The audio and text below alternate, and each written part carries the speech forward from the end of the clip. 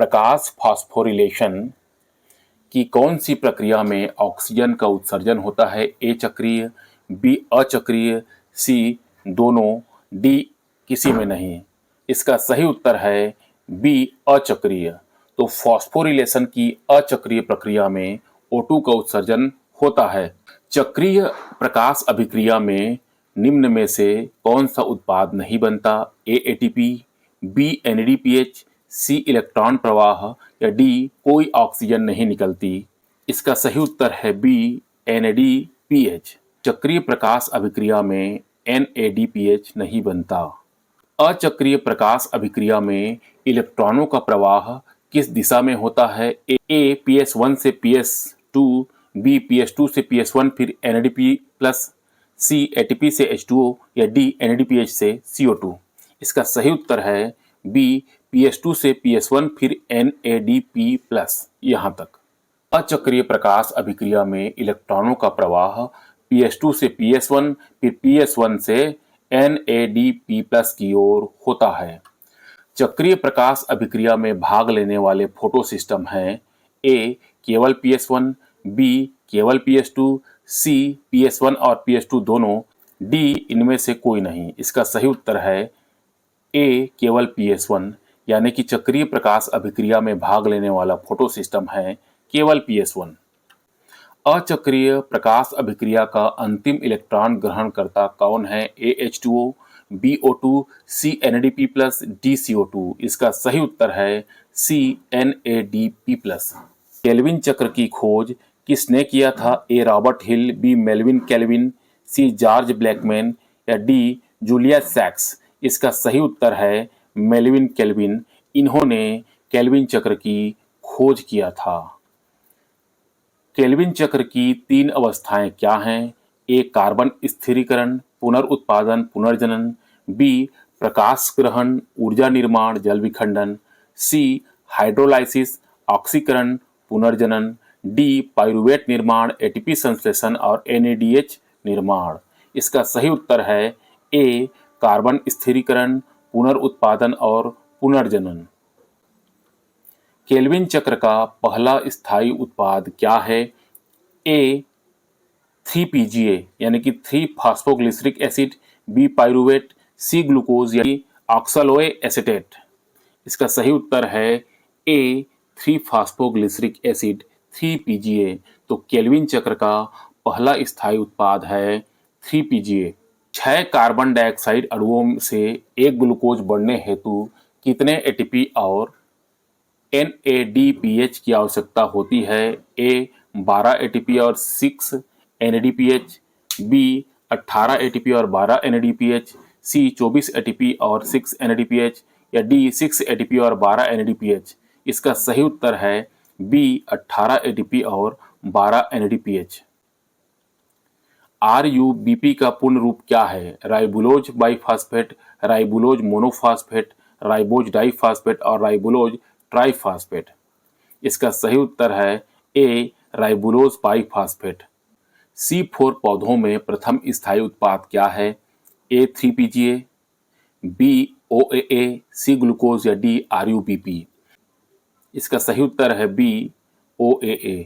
C4 पौधों में प्रारंभिक CO2 ग्राही अणु क्या है? ए RUBP, बी PEP, सी PGA या डी NADPH। इसका सही उत्तर है बी PEP।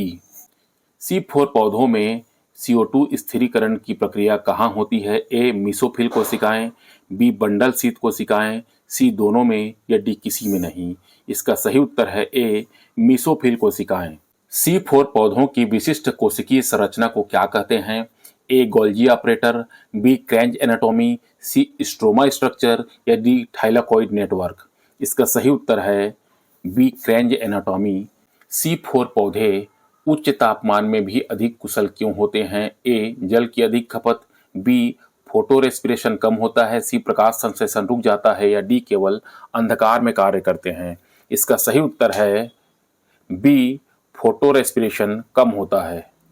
कैम पौधों में कार्बन डाइऑक्साइड का स्थिरीकरण कब होता है? ए दिन में, बी रात में, सी केवल दोपहर में या डी सूर्यास्त के बाद। इसका सही उत्तर है बी रात में। तो कैम पौधों में CAM पौधों में CO2 का स्थिरीकरण रात में होता है। CAM पौधों में CO2 का स्थिरीकरण किसके माध्यम से होता है? A RUBP, B PEP carboxylase, C rubisco या D NADH।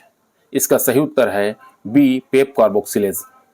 कैम पौधों में CAM पौधों में कार्बन डाइऑक्साइड का उपयोग ग्लूकोज निर्माण के लिए कब किया जाता है? A रात में, B दिन में, C सर्दियों में या D वर्षा ऋतु में।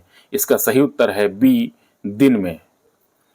कैम पौधों में रात में बनने वाले प्रमुख कार्बनिक अम्ल कौन सा होता है? A मौलिक acid, B oxalic acid, C citric acid या D एस्कॉर्बिक एसिड। इसका सही उत्तर है A मैलिक एसिड या मौलिक। कैम पौधे सामान्यतः कहाँ पाए जाते हैं? A आर्द्र वनों में, B शुष्क मरुस्थलीय क्षेत्रों में, C जलीय पौधों में या D हिम क्षेत्रों में। इसका सही उत्तर है B शुष्क मरुस्थलीय क्षेत्रों में। प्रकाश संश्लेषण की दर पर प्रत्यक्ष प्रभाव डालने वाला प्रमुख कारक कौन सा है? A तापमान, B प्रकाश तीव्रता, C आर्द्रता या D मिट्टी का प्रकार। इसका सही उत्तर है B प्रकाश की तीव्रता। ब्लैकमैन्स लॉ ऑफ लिमिटिंग फैक्टर किससे संबंधित है? A केवल श्वसन, B प्रकाश संश्लेषण की गति, C जल परिवहन या D प्रोटीन संश्लेषण। इसका सही उत्तर है B प्रकाश संश्लेषण की गति। प्रकाश संश्लेषण के लिए सामान्य तापमान की सीमा क्या होती है? A 0 से 10 डिग्री सेल्सियस, B 20 से 35 degree Celsius, C 50 to 70 degree Celsius या D 70 डिग्री सेल्सियस से अधिक। इसका सही उत्तर है B 20 से 35 डिग्री सेल्सियस। अत्यधिक कार्बन डाइऑक्साइड सांद्रता का क्या प्रभाव होता है? A प्रकाश संश्लेषण की दर घट जाती है, B दर बढ़ जाती है फिर स्थिर हो जाती है, C कोई प्रभाव नहीं होता या D क्लोरोफिल टूट जाता है। इसका सही उत्तर है B दर बढ़ जाती है फिर स्थिर हो जाती है। यदि अत्यधिक CO2 की सांद्रता हो जाती है तो पहले प्रकाश संश्लेषण की दर बढ़ जाती है फिर स्थिर हो जाती है। प्रकाश संश्लेषण की दर अधिकतम कब होती है? A प्रातःकाल, B दोपहर, C सायंकाल या D रात। इसका सही उत्तर है B दोपहर में। तो दोपहर में प्रकाश संश्लेषण की दर अधिकतम होती है। प्रकाश संश्लेषण की सामान्य रासायनिक समीकरण क्या है? इसका सही उत्तर है A 6CO2 plus 6H2O is equal to C6H12O6 plus 6O2। प्रकाश संश्लेषण में कौन सी गैस उत्सर्जित होती है? ACO2, BO2, CN2 या DH2। इसका सही उत्तर है BO2, यानी कि प्रकाश संश्लेषण में ऑक्सीजन गैस उत्सर्जित होती है। प्रकाश संश्लेषण की दर बढ़ाने हेतु कौन सा तत्व आवश्यक है? A लोहा, B मैग्नीशियम, C सोडियम या D गंधक। इसका सही उत्तर है B मैग्नीशियम। कौन से पौधे फोटो रेस्पिरेशन से लगभग मुक्त होते हैं? A C3 पौधे, B C4 पौधे, C कैम पौधे या D B और C दोनों। इसका सही उत्तर है D B और C दोनों, यानी कि C4 और कैम पौधे फोटो रेस्पिरेशन से लगभग मुक्त होते हैं। प्रकाश संश्लेषण में उत्पन्न ऑक्सीजन का स्रोत कौन सा है? A CO2, B H2O, C वायुमंडलीय ऑक्सीजन या D मिट्टी। इसका सही उत्तर है B H2O।